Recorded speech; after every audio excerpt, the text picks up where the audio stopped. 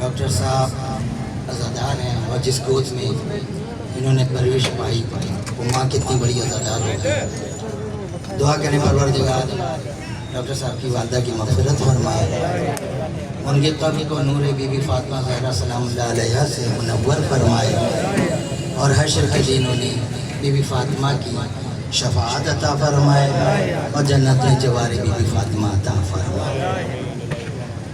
اعوذ باللہ من الشیطان الرجیم.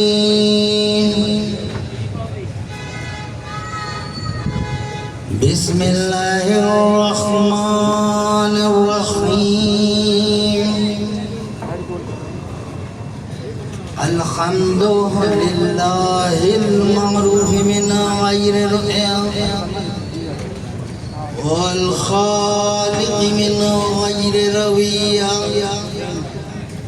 والصلاة والسلام علی من اختارہ اللہ من شجرۃ الانبیاء ومشکاة الضیاء وزوایة العلیاء وسرة البطوى ومصابيح الظلمة وينابيع الحكمة بالقاسم محمد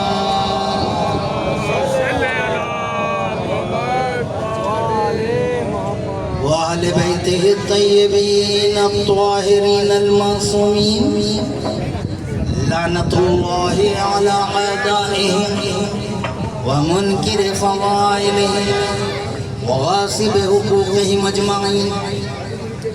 اما بعد فقط قال اللہ تعالی وتبارک فی محکم کتاب المجید وفرقان الحمید وقوله الحق وهو اصدق القائلین.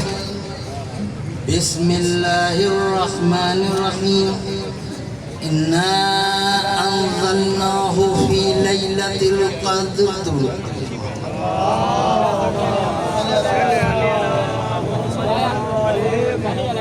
مومنین صدر احترام،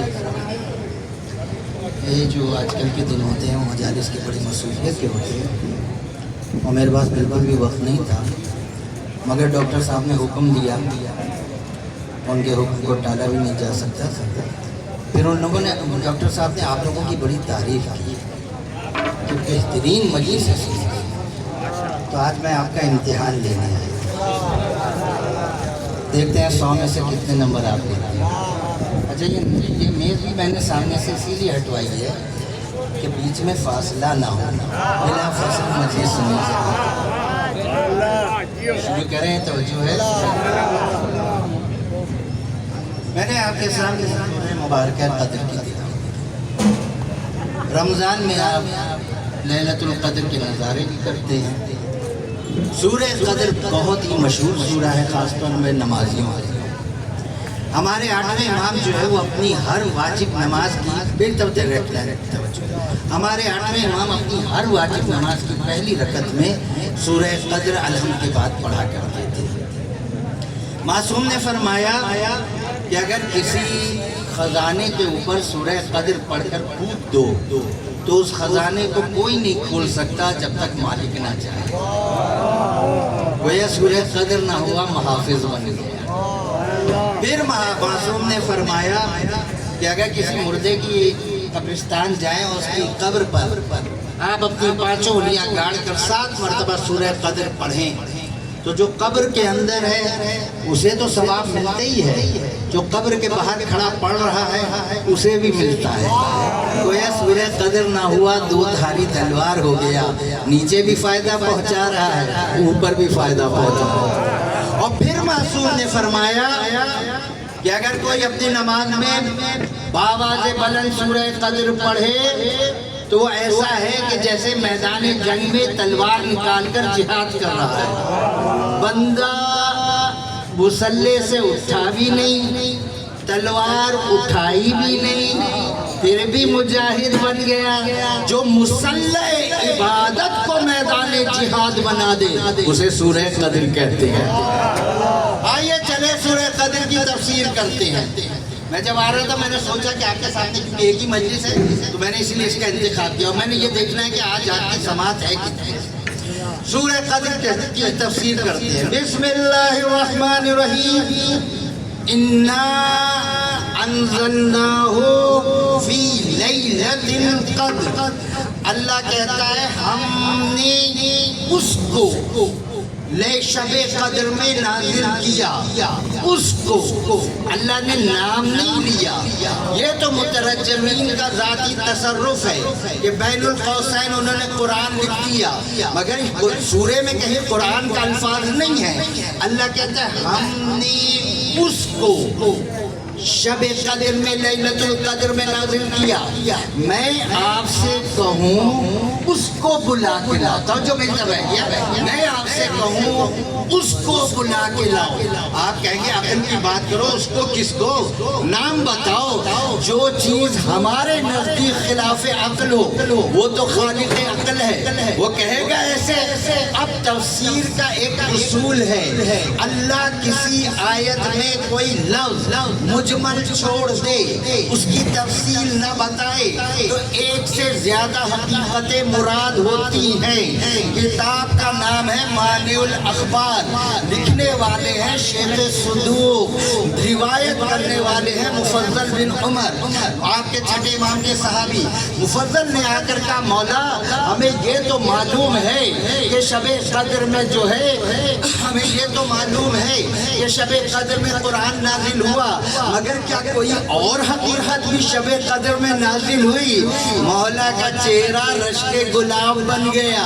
مسکرا کے کہا ہاں شب قدر میں قرآن بھی نازل ہوا اور شب قدر میں حقیقت قرآن بھی نازل ہوئی. ہاتھ جوڑ کر کہا مولا قرآن تو میں جانتا ہوں یہ حقیقت قرآن کیا ہے جو شب قدر میں نازل ہوئی؟ مسکرا کے کہا نزلت فیہا ولایت علی ابن ابی طالب.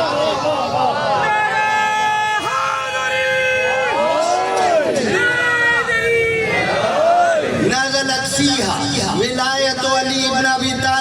لیلۃ القدر میں علی کی ولایت بھی نازل ہوئی.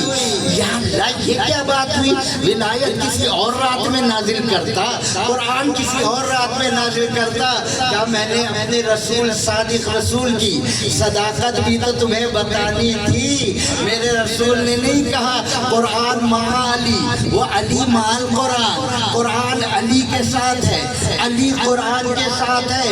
وہ جو قرآن علی کے بغیر کہیں جانے کو تیار نہ ہو اس علی کا انکار کر کے تو حافظ کیسے بن گیا؟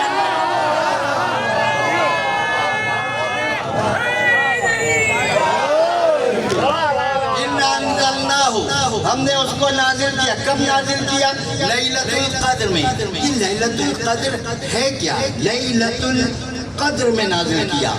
عربی میں بچوں کو بتاؤں, عربی میں رات کے لیے دو الفاظ ہیں.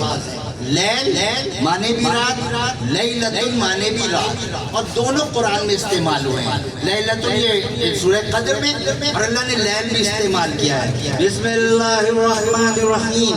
والشمس والضحاها والقمر اذا تلاها والنهار اذا جلاها واللیل اذا یغشاها. لیل استعمال کیا. اللہ یہاں یہ نہیں کہہ رہا ہے انا انزلناہ فی لیل القدر, نہیں. اللہ کہہ رہا ہے انا انزلناہ فی لیلۃ القدر. اللہ نے یہاں لیل استعمال, توجہ رکھیے گا صاحب, اللہ نے یہاں لیل استعمال نہیں کیا, لیلۃ استعمال کیا. لیل مانے بھی رات, لیلۃ مانے بھی رات. اب میں جملہ دوں گا اور دیکھوں گا کہ کن کن ذہنوں تک پہنچا. لیل مانے بھی رات, لیلۃ مانے بھی رات, مگر دونوں میں فرق ہے.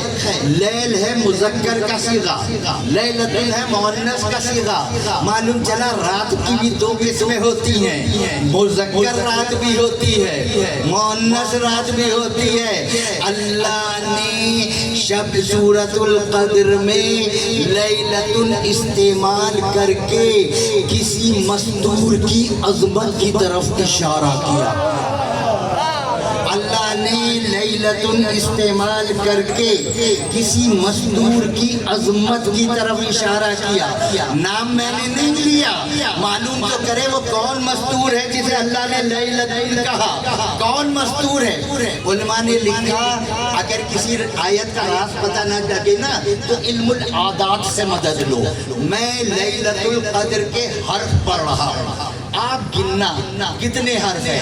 لیلۃ القدر, لیلۃ لا, یہ لا چھوٹا تی, لیلۃ القدر الف لام قاف دال رے, کل ہوئے 9 حرف. اور اب مجھے اس مجمع کو یہ بھی بتانا پڑے گا کہ 9 کی عدد کی مالکہ کو بطول کہتے ہیں. 9 کی عدد کی مالکہ کو بطول کہتے ہیں. معصوم سے پوچھا کہ یہ گردش افلاک میں آنے والی جو شب قدر ہوتی ہے یہی حقیقت لیلۃ القدر ہے. کہا یہ حقیقت لیلۃ القدر نہیں, لیلۃ القدر ہے مگر حقیقت لیلۃ القدر نہیں. تو پوچھنے والے نے معصوم کے قدموں کو پکڑ لیا, مولا میں نے جانا نہیں ہے حقیقت لیلۃ القدر بھی بتاؤ. مسکرا کے پہلے ادھر دیکھا ادھر دیکھا, کہیں کوئی علی کا بغضی تو نہیں بیٹھا ہوا. اچھا میں بھی دیکھ لوں پھر بتاؤ.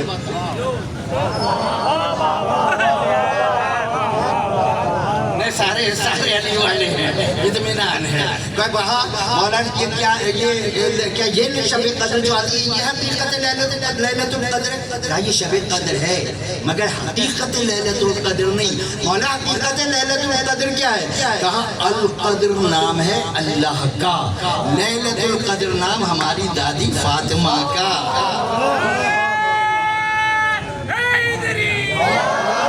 لیلۃ القدر نام ہے ہماری دادی فاطمہ کا.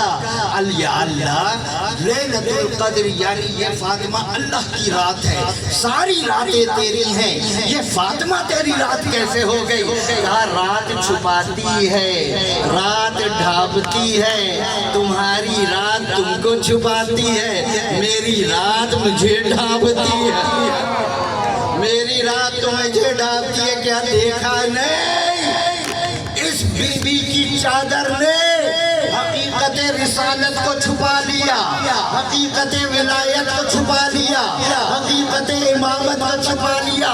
اور جس کی چادر اتنی حقیقتوں کو چھپا لے اللہ جانے وہ بی بی کتنی بڑی مستور ہوگی.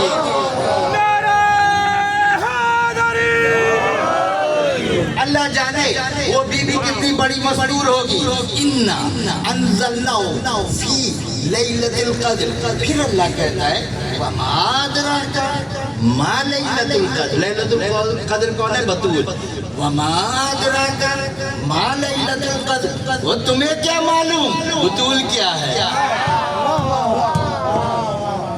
وہ تمہیں کیا معلوم بطول کیا ہے؟ یہ اللہ کس سے کہہ رہا ہے؟ قاسم آباد کے لوگوں سے کہہ رہا ہے. یہ اللہ کائنات کو چیلنج دے رہا ہے. تمہیں کیا معلوم بطول کیا ہے؟ کائنات میں آدم بھی ہے, عیسیٰ بھی ہے, آدم سے عیسیٰ تک سارے نہیں. اللہ چیلنج ہے, اے آدم تمہیں کیا معلوم بطول کیا ہے؟ اے موسیٰ تمہیں کیا معلوم بطول کیا ہے؟ اے عیسیٰ تمہیں کیا معلوم بطول کیا ہے؟ انہیں معلوم چل جاتا تو بطول کے کفو نہ ہو جاتے. تمہیں کیا معلوم؟ اللہ ملائکہ کائنات میں ملائکہ بھی ہے, اللہ ملائکہ کو چیلنج کر رہا ہے. وہ میکائیل تمہیں کیا معلوم بطول کیا ہے؟ وہ اسرافیل تمہیں کیا معلوم بطول کیا ہے؟ آیت لے کر آ رہا ہے جبرائیل. اللہ جبرائیل سے کہہ رہا ہے او جبرائیل تجھے کیا معلوم؟ او جبرائیل تجھے کیا معلوم بطول کیا ہے؟ خدا کی قسم اب کوئی جیے کوئی مرے یہ جملہ کہنے سے میں رک نہیں سکتا. اللہ جبرائیل سے کہہ رہا ہے تجھے کیا معلوم کہ بطول کیا ہے؟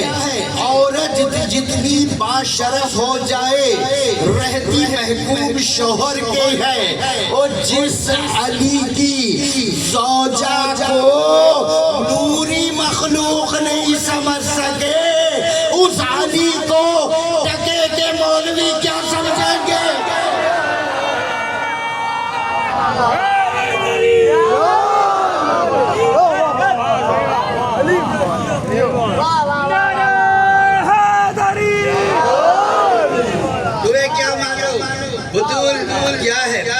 علامہ تقی تبریزی نے کتاب لکھی صحیفۃ الابرار، انہوں نے کہا، انہوں نے اس میں لکھا کہ فاطمہ کو فاطمہ کیوں کہتے ہیں، بی بی فاطمہ کو فاطمہ کیوں کہتے ہیں؟ تو انہوں نے لکھا لِأَنَّ الْخَلْقَ فَضَّلَ عَنْ مَعْرِفَتِهَا، کیونکہ مخلوق فاطمہ کو سمجھنے میں فتیم کی منزل پر ہے۔ پوچھا فتیم کسے کہتے ہیں؟ فتیم اس بچے کو کہتے ہیں جس کا ماں کا دودھ چھڑا دیا جائے، جب چھڑا دیا جاتا ہے تو فتیم ہوتا ہے۔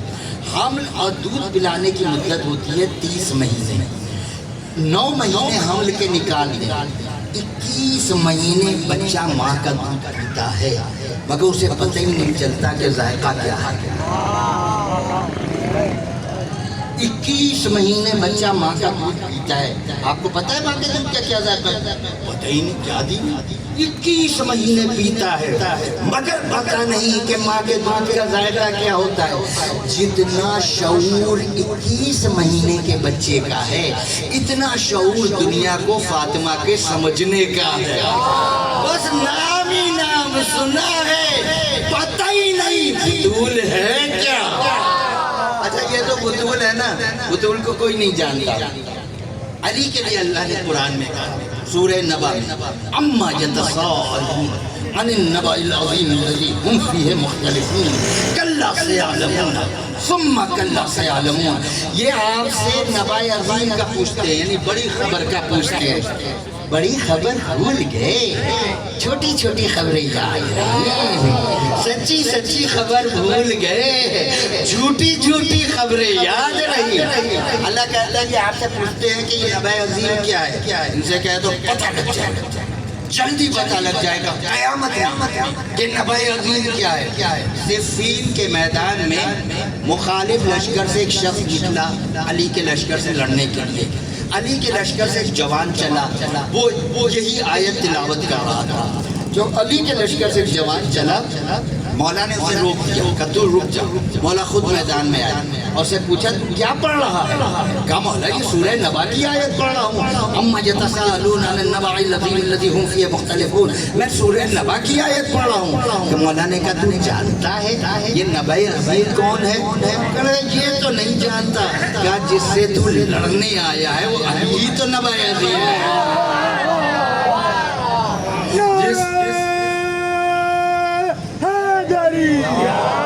جس سے تو لڑنے آیا میں علی ہی تو نبأ عظیم ہوں۔ اللہ کہتا ہے قرآن میں علی کا دنیا میں نہیں پتہ لگ سکتا کہ علی کیا ہے، مگر آخرت میں پتہ لگ جائے گا کہ علی کیا ہے۔ وہ علی کا تو آخرت میں پتہ لگ جائے گا کہ علی کیا ہے، مگر بطول وہ مستور ہے جس کا آخرت میں بھی پتہ نہیں لگے گا کہ بطول کیا ہے، کہ وہ بطول کیا ہے۔ اللہ کہتا ہے وَمَا أَدْرَاكَ مَا لَيْلَةُ الْقَدْرِ، پھر کہتا ہے لیلۃ القدر خیر۔ اب آپ یاد سن لیں گے نا، اب آپ نماز میں سورہ قدر پڑھیں گے تو دیکھیں کتنا مزہ آئے گا آپ کو۔ نماز بھی پڑھ لیں گے اور حقیقت نماز سے بھی ملاقات ہو جائے گی۔ کہا نا وَمَا أَدْرَاكَ مَا لَيْلَةُ الْقَدْرِ خَيْرٌ مِّنْ أَلْفِ شَهْرٍ۔ اللہ نے کہا بطول 1000 شہر سے بہتر ہے۔ شہر کا میں نے ترجمہ نہیں کیا ابھی ہے بچوں، یہ شہر سے مراد اردو والا شہر نہیں جس کا مطلب سٹی ہوتا ہے۔ شہر عربی میں مہینے کو کہتے ہیں، مگر میں نے مہینہ ترجمہ نہیں کیا۔ بطول 1000 شہر سے بہتر ہے۔ یہ شہر ہوتا ہے۔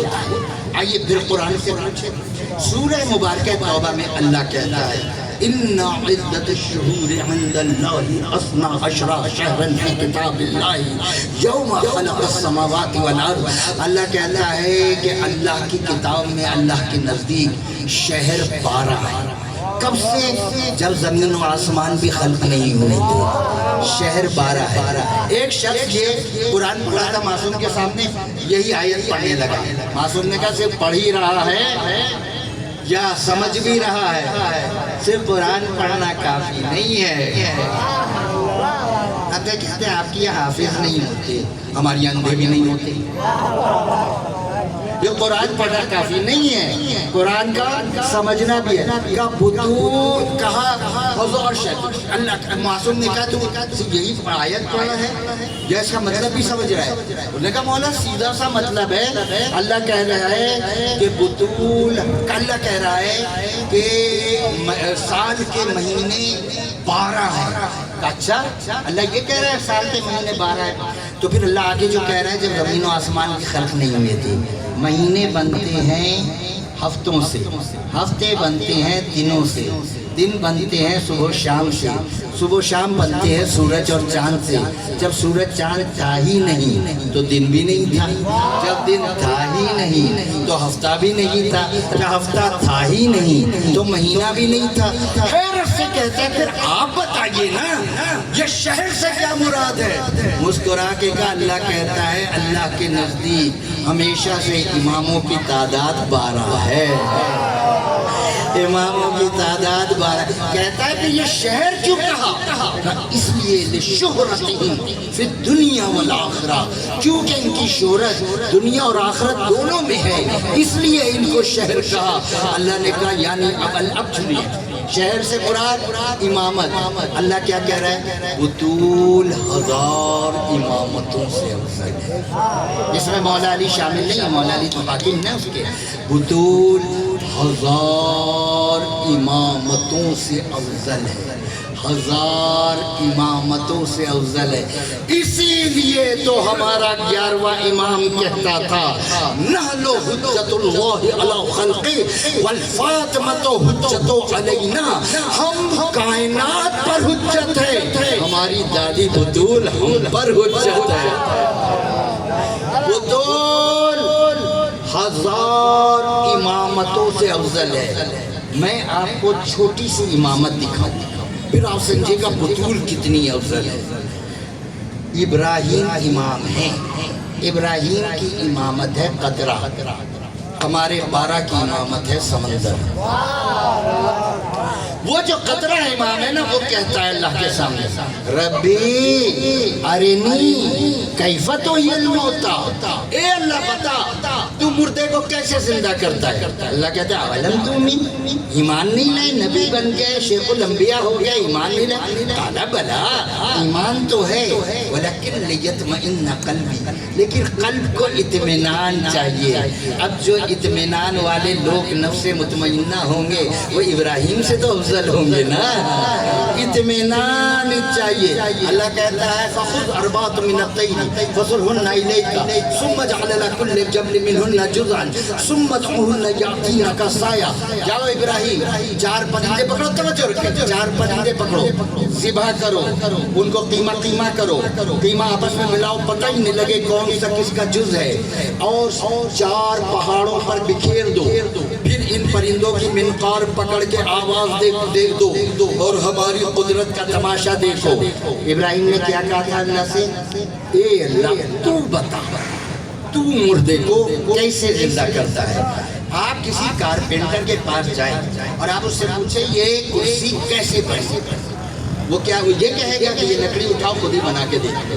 وہ آپ کو بتائے گا اس سائز میں کاٹیں گے, اس طرح جوڑیں گے, اس طرح میخیں لگائیں گے, اس طرح بنائیں گے. اللہ سے کہہ رہے اللہ تو بتا تو مردے کو کیسے زندہ کرتا ہے. اللہ کو کیا چاہیے تھا, کہتے آؤ قبرستان میں ہم بتاتے, قبرستان میں بلاتا, قبریں کھڑتی, ڈھانچہ نکلتا, اس پہ گوشت چڑھتا, خون جاری ہوتا, کھال چڑھتی, حیات آتی. اللہ کہتا دیکھو ایسے زندہ کرتا ہے. ابراہیم نے یا اللہ یہ کیا بات ہوئی، یہ کون سی الٹی گنگا بہ رہی ہے؟ ابراہیم کہہ رہا ہے تو بتا مردے کو کیسے زندہ کرتا ہے؟ اللہ کہتا ہے جاؤ 4 پرندے پکڑو، خود ذبح کر کے دیکھ لو۔ یا اللہ یہ کیا الٹی گنگا بہ رہی ہے، تو بتا، تو اس سے کہہ رہا ہے خود زندہ کر کے دیکھ لو۔ اللہ کہے گا یہی تو ہم امامت کی عظمت بتانا چاہتے ہیں کہ عرش پر ارادہ اللہ کرتا ہے، فرش پر کام امام کرتا ہے۔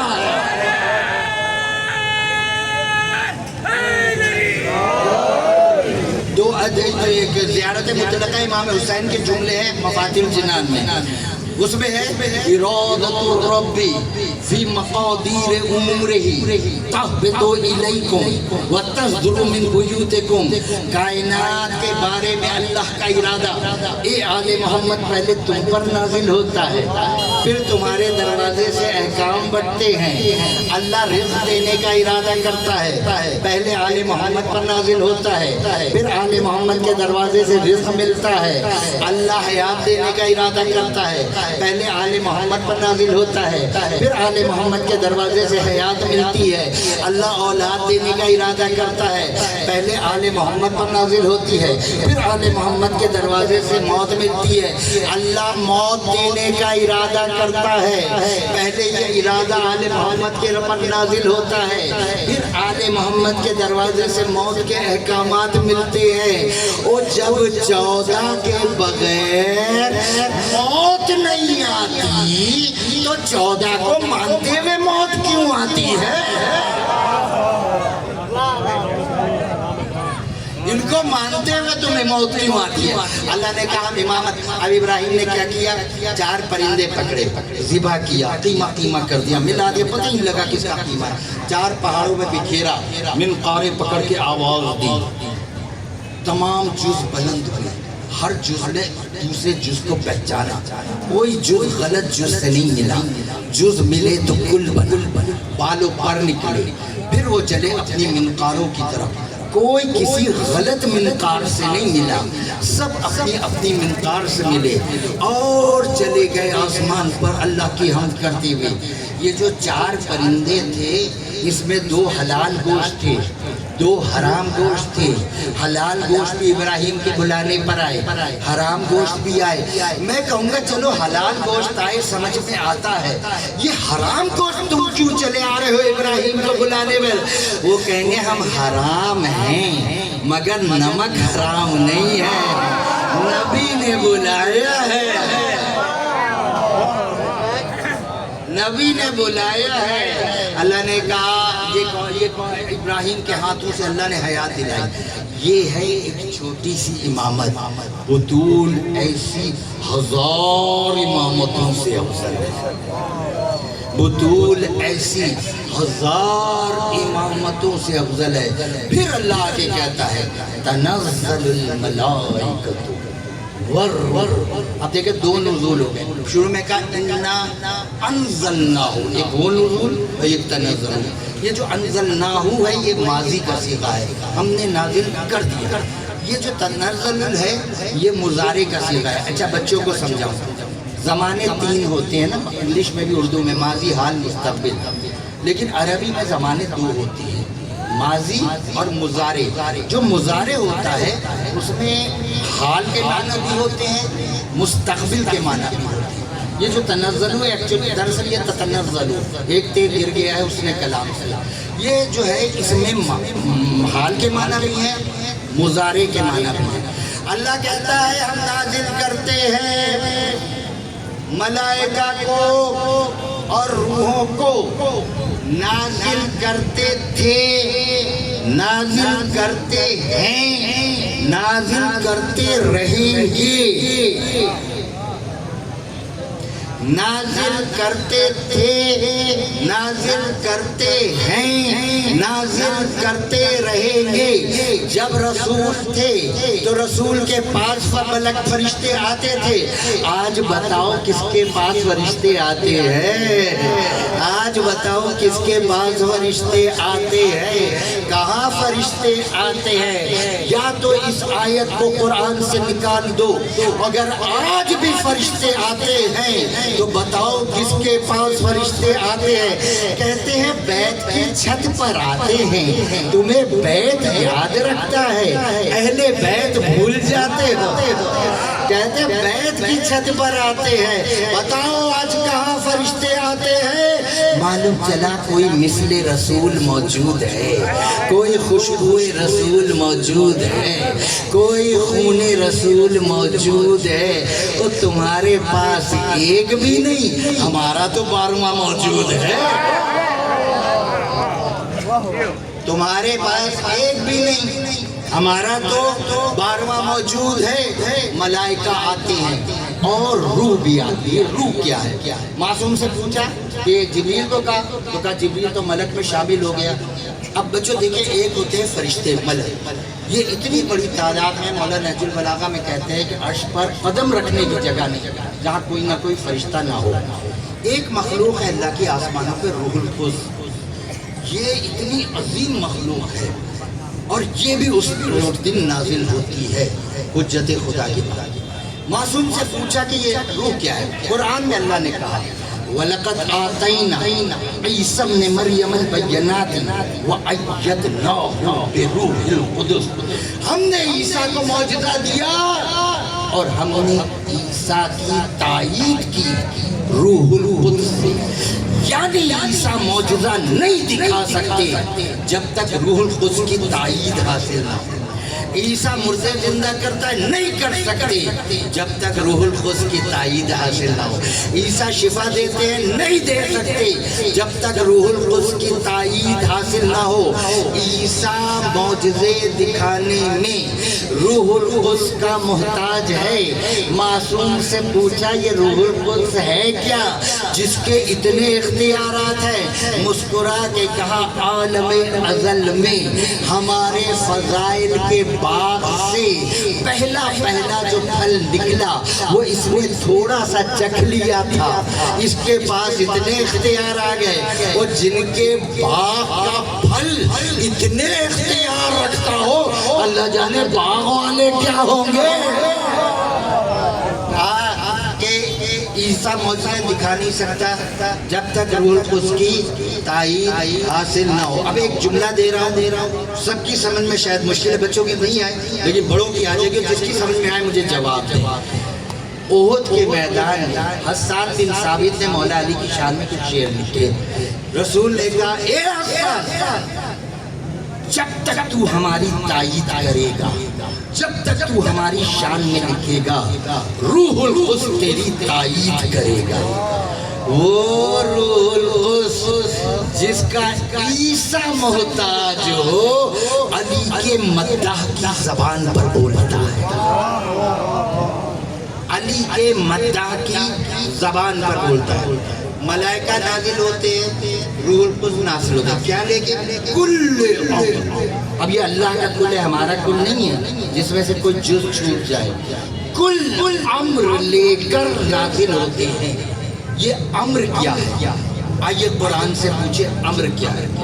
اللہ کہتا ہے سورہ مبارکہ ہود میں، جب جناب سارہ کے پاس، سارہ کی عمر 80 سال ہو گئی تھی، جناب ابراہیم کی 120 سال، سارہ کے پاس خوشخبری لے کر آئے کہ اللہ تجھے اسحاق جیسا بیٹا دے گا۔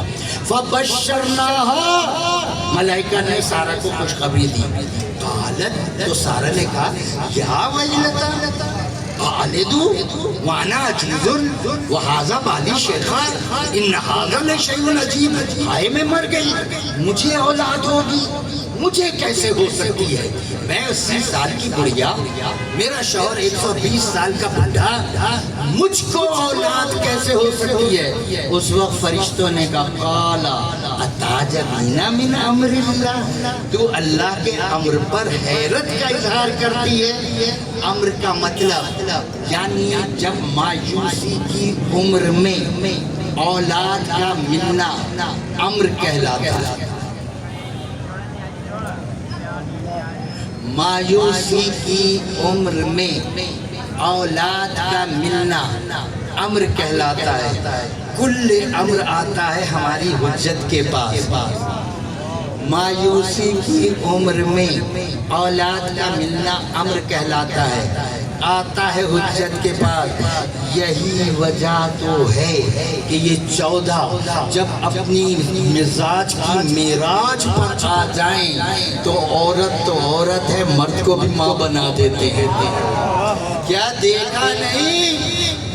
شام کے دربار میں علی کا بڑا بیٹا اپنے باپ کے فضائل پڑھ رہا تھا، سامنے ایک بیٹھا تھا اور اس سے وہ پہلو بدل رہا تھا۔ مولا پڑھ رہے تھے اپنے ابا باپ کے فضائل، ایک سامنے ایک ناسبی بیٹھا تھا، پہلو بدلے جا رہا تھا، کہہ رہا تھا یہ کیا بات ہوئی؟ اپنے ابا کے فضائل پر علی کے فضائل پر علی کے فضائل۔ پہلے یہ غیر کہتے تھے، اب اپنے بھی کہنے لگے ہیں۔ کیسی؟ علی کے فضائل، بس علی کے فضائل، بس علی کے فضائل۔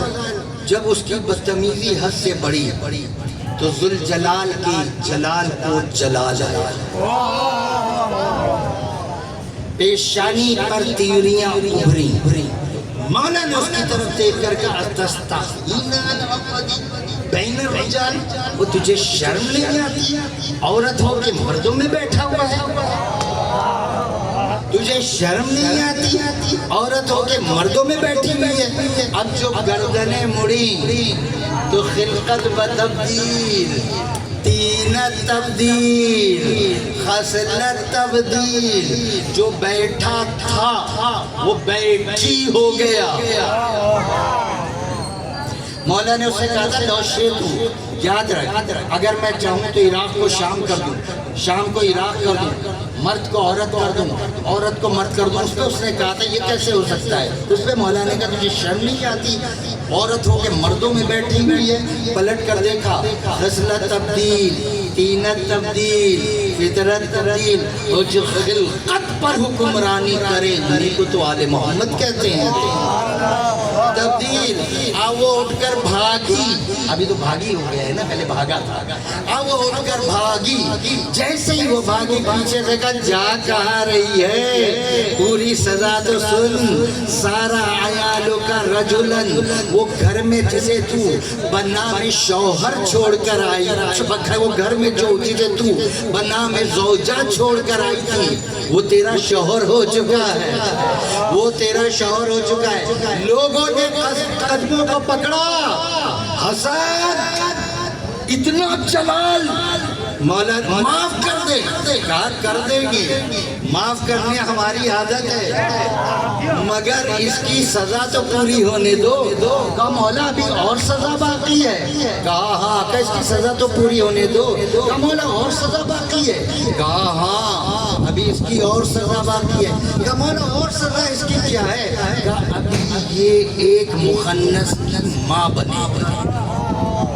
مخنث تو جانتے ہیں نا اس کی مخلوق، ابھی ایک یہ مخنث کی ماں بنے گی۔ مولا ماں ہی بنانا تھا، بیٹے کی بنا دیتا، بیٹی کی بنا دیتا، یہ بیچ کی مخلوق کی ماں کی بنایا۔ کہا اس لیے کہ شام کے بازار میں اشتہار بن کر گھومے کہ جو علی کو بھونکتا ہے وہ بے نسل رہتا ہے۔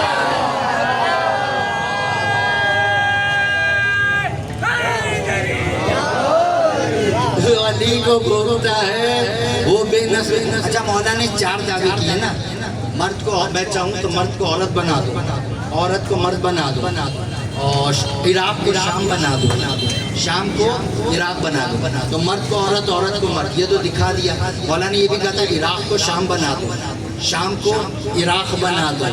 میں نے بہت غور کیا تو مجھے پتہ لگا یہ جو عورت جس کو بنایا ہے یہ تھا شامی، اس کی جو بیوی تھی وہ تھی عراقی، عراق کو شام بنا دیا، شام کو عراق بنا دیا،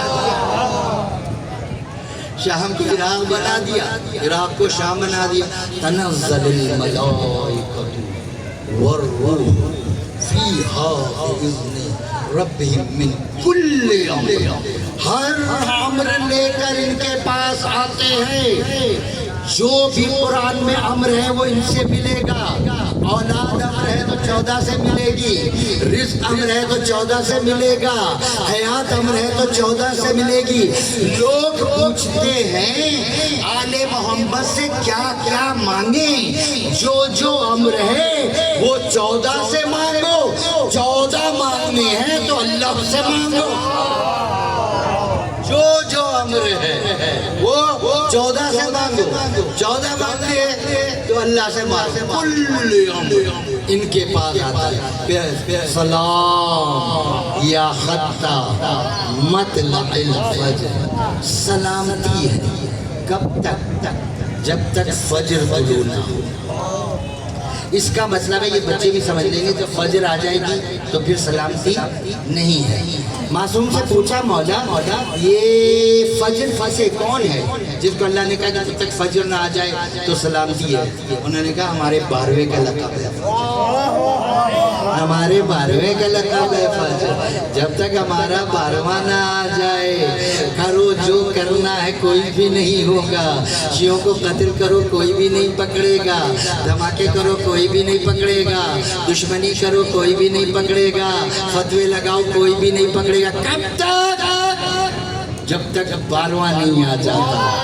اور جب ہمارا 12واں آئے گا تو اپنے پہلے خطبے میں ممبر پر بیٹھ کر کہے گا او میری دادی کے دشمنوں، جو کھایا اب تک 100 کھایا، مگر آج سے تم پر اس زمین کا رزق حرام ہے، اپنا رزق کوڑے پہ جا کے تلاش کرو۔ معلوم چلا دنیا جو کھا رہی ہے وہ علی کا مال نہیں، بطول کا مال ہے۔ جو کھا رہی ہے وہ علی کا مال نہیں، بطول کا مال ہے۔ اسی لیے تو رسول نے فاطمہ سے کہا تھا، رسول نے علی سے کہا تھا یا علی ان اللہ زوجک فاطمہ وجعلها صداقها الارض فمن مشى علیہ مغبزا مشى حراما۔ اے علی اللہ نے تیرا نکاح بطول کے ساتھ پڑھایا۔ یا اللہ تو نکاح بھی پڑھاتا ہے، کبھی ہمارے بچے کا بھی نکاح پڑھانے آ جا، اس کے بھی نکاح پڑھانے۔ اللہ نے کہا میں ضرور آؤں گا، ایسا رشتہ بھی تو لا کر دکھاؤ جہاں دولہا بھی معصوم ہو دلہن بھی معصوم ہو۔ اللہ نے کہا، رسول نے کہا اے علی اللہ نے تیرا نکاح بطول کے ساتھ فمن مشال، اور اس ساری زمین کو بطول کا مہر قرار دیا۔ فمن مشى علیہ مغبزا مشى حراما، جو اس زمین پر ان کا بغض لے کر چلے حرام چل رہا۔ آپ نے مسجد سے آزان کی آواز آئی، آپ نے جلدی جلدی کپڑے بدلے، وضو کیا اور چپل تلاش کی پہنی کہ بھئی جماعت نہ نکل جائے، اب گھر سے نکلے، پہلا قدم رکھا، زمین نے کہا حرام، دوسرا رکھا، زمین نے کہا حرام، تیسرا مسجد جا رہے ہیں، زمین کہہ رہی ہے حرام حرام حرام۔ وہ جن کی زندگیاں حرام میں گزریں وہ حلال زادوں کو کیسے پہچانیں گے؟ حرام حرام حرام جا رہے ہیں اور زمین کہہ رہی ہے حرام۔ جو کھا رہے لوگ ہم سے پوچھتے ہیں آپ صرف اس خاندان کا ذکر کیوں کرتے ہیں، صرف ان کا ذکر کیوں کرتے ہیں؟ کھائیں ان کا، پہنے ان کا، چلیں ان کی زمین پر، پیے ان کا، ذکر کرے کسی اور کا تو ہم سے نمک حرامی نہیں ہوتی، ہم سے نمک حرامی نہیں ہوتی۔ یہ بطول کا، یہ لیلۃ القدر ہے، یہ بیوی لیلۃ القدر، کاش اس کی قدر کی ہوئی ہو تو رات کے اس پہر ہم اس خاک پر بیٹھ کے نہیں رو رہے ہوتے۔ پاگل ہیں ہمارے پاس وقت فالتو ہے، یہ جو ہم گھروں سے نکل کر آ کر خاک پہ بیٹھ کے رو رہے ہیں اس لیے رو رہے ہیں۔ لوگ پوچھتے ہیں کہ شیعوں کے کرنل جنرل بھی روتے ہیں، ہم سے یہ نہ پوچھا کرو ہم کیوں روتے ہیں، ہم سے یہ پوچھا کرو ہم زندہ کیسے ہیں۔ جب امام زمانہ ظہور کریں گے اپنا سارا کام مکمل کر کے کوفے کو اپنا دارالخلافہ بنائیں گے اور آ کر ممبر پر بیٹھیں گے، اور ممبر پہ بیٹھنے کے بعد مجمع لگا ہوگا امام کو سننے کے لیے، دعا کریں کہ ہم بھی کاش اس مجمع میں کہیں بیٹھے ہوں گے امام، اور امام خاموش ہوں گے۔ امام کا نائب کھڑا ہوگا اور کہے گا تکلم یا بقیت اللہ، مولا کچھ تو بولو، یہ لوگ آپ کو سننے آئے ہیں۔ مولا روتے ہوئے کہیں گے، آواز مولا کی رند جائے گی، روتے ہوئے کہیں گے کیا یہ وہی کوفہ نہیں ہے جہاں میری دادی زینب کو بے ردا لایا گیا؟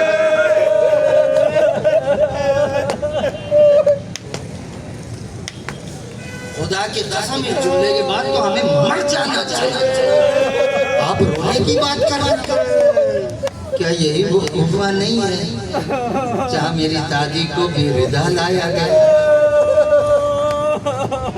کربلا کے دو مظلوم ہیں جن کے زخموں کی صحیح تعداد کا اندازہ ہوئی نہیں، اور دونوں رشتے میں آپس میں بھائی بہن۔ ایک تو اکبر کے بابا کی زخموں کی صحیح تعداد کا اندازہ نہیں ہو سکتا، جہاں ایک تیر لگا وہیں دوسرا لگا وہیں تیسرا لگا، اور دوسرے بی بی زینب کے زخموں کی تعداد کا صحیح اندازہ نہیں ہو سکتا۔ آپ مجھ سے سوال کریں کہ حسین تو میدان میں آئے تھے، زخم سمجھ میں آتے ہیں، یہ زینب کا زخموں سے کیا تعلق ہے؟ کربلا سے کوفہ، کوفے سے شام، شام کے 1 سال کی قید کاٹ کر جب میری مخدومہ واپس مدینے آئی ہے تو اپنے نانا کے روضے پہ گئی اور دونوں زخمی ہاتھ قبر پہ رکھ کر ایک نوحہ پڑھا ہے۔ اس کے 3 فقرے ہیں، وہ پر سنانے اجازت دیں اور دعا کریں کہ میں سنا سکوں اور آپ سن سکیں۔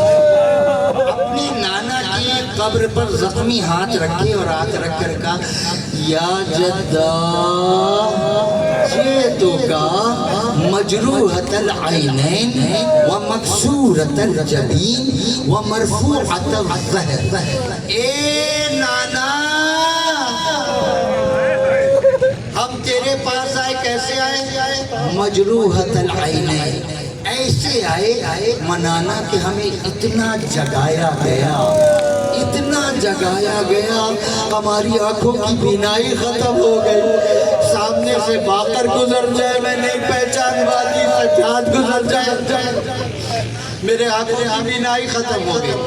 حارث بن نوفل اس ملعون کو آپ کے چوتھے امام ہر عشاء کی نماز کے بعد لعنت کرتے تھے، آپ بھی اس پر لعنت کیا کرتے۔ یہ آیا تھا کربلا میں، تھوڑی دیر سے جنگ ختم ہو گئی، یہ آیا شمر کے پاس اور کہنے لگا مجھے کوئی کام بتاؤ تاکہ یزید مجھ سے بھی خوش ہو جائے۔ شمر نے کہا کیسا کام؟ جو جنہیں مرنا تھا مر گیا، جنہیں نے مارنا تھا مار لیا، جنگ ختم۔ اب اس نے کہا دیکھو مجھے بتاؤ جو مجھے انعام ملے گا اس میں سے آدھا تمہیں دوں گا۔ شمر نے تھوڑی دیر سوچا اور سوچ کر ملعونوں جیسی مسکراہٹ مسکرائی اور کہنے لگا کہ ہاں ایک کام ہے، اگر تو وہ کر لے تو یزید تجھے بڑا انعام دے گا۔ اس نے کہا بتاؤ وہ ایک کام کیا ہے؟ کہا سب سو جائیں تو سو جائیں، علی کی بیٹی نہ سونے پائے۔ ماتم کرو، اس سے بڑا بھی کوئی مصائب ہوگا، اس کے بعد بھی کچھ پڑھنا ہوگا۔ سب سو جائیں تو سو جائیں، علی کی بیٹی نہ سونے پائے۔ اب میں کیا کہوں کہ اس ملعون نے زینب کو جگانے کے لیے کیا کیا؟ کبھی آتا نیزہ چبھو کے بھاگ جاتا، کبھی آتا پتھر مار کے بھاگ جاتا، کبھی آتا تازیانے مارتا، زینب سو نہ پائے۔ نانا اتنا جگایا، ہماری آنکھوں کی بینائی ختم۔ مجروحۃ العینین ومکسورۃ الجبین، اور نانا میں جہاں پر سجدہ کرنے کے لیے جبین رکھتی ہوں نا وہ جگہ سرخ ہو جاتی ہے، جس وہ جگہ سرخ ہو جاتی ہے. پوچھا تھا مولا سجاد سے آپ پر سب سے زیادہ ستم کہاں ہوئی؟ کوئی ستم کا کوئی واقعہ سنائیے. مولا نے کہا جب ہمیں کوفے میں لے کر گئے تو ان محلے سے لے کر گئے جہاں یہودیوں کی آبادی تھی. کہا مولا وہ کیوں؟ کہا شمر ہمیں لے کر گئے اور آواز لگاتا تھا او یہودیوں جسے علی کے بچوں سے علی کی اولاد سے بدلہ لینا ہو علی کی بیٹیاں آئی ہیں. کہا مولا اس کے بعد کیا ہوا؟ کہا کیا ہونا تھا؟ کوئی پتھر لے کے گھر سے نکلا کوئی لکڑی لے کے نکلا کوئی لوہے کی سلاخیں لے کر نکلا. پھر مولا کہا پھر ہم نے علی کے بدلے دیے. کہا مولا پھر جب مار مار کے تھک گئے اور چلے گئے میں نہ اپنی پھوپھی کو پہچان پا رہا تھا نہ پھوپھی مجھ کو پہچان مکسورۃ الجبین مرزوزۃ الزہری آخری جملہ ہے. اور نانا اب اس کا میں ترجمہ کر نہیں سکتا میرے اندر صلاحیت نہیں. بی بی نے کہا اب نانا ہم اس طرح ہے کہ مرزوزۃ الزہر اس کا کیا مطلب ہے؟ علماء نے اس کی تفسیر میں لکھا مقاتل میں لم تنعم علی ظہرہا حتی ما بقیت. زینب جب تک زندہ رہی پیٹ کے بل سو نہ سکے.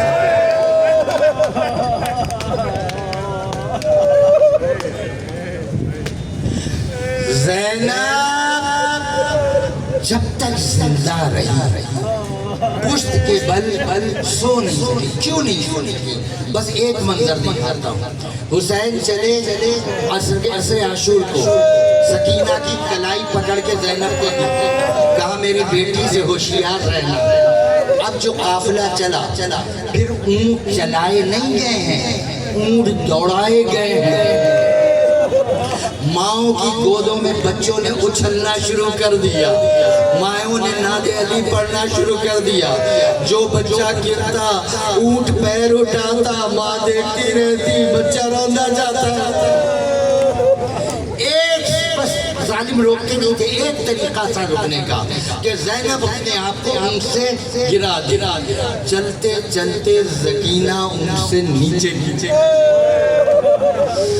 زینب نے دیکھا سکینہ گری ہے. زینب نے اپنے آپ کو اونٹ سے گرا دیا. میری طرف توجہ رکھیے گا میری طرف دیکھیے گا. زینب نے اپنے آپ کو اونٹ سے گرا دیا. اب قافلہ جا کیسے رہا ہے؟ آگے آگے اونٹ ہیں پیچھے پیچھے فوجیوں کے گھوڑے سپاہیوں کے گھوڑے دوڑاتے ہوئے آ رہے ہیں. بچی نیچے گری. زینب نے آواز دی رکو رکو میری بچی گری ہوئی ہے رکو. جیسے ہی کہا نا رکو ظالموں نے گھوڑے کی رفتار اور بڑھا دی. زینب نے چیخ کر کہا میری بچی مر جائے گی ادھر دوڑنا. انہوں نے اور گھوڑے کی رفتار بڑھا دی. اب زینب کرتی تو کیا کرتی؟ زینب سکینہ پر شامیانہ بن کر جھک گئی. گھوڑے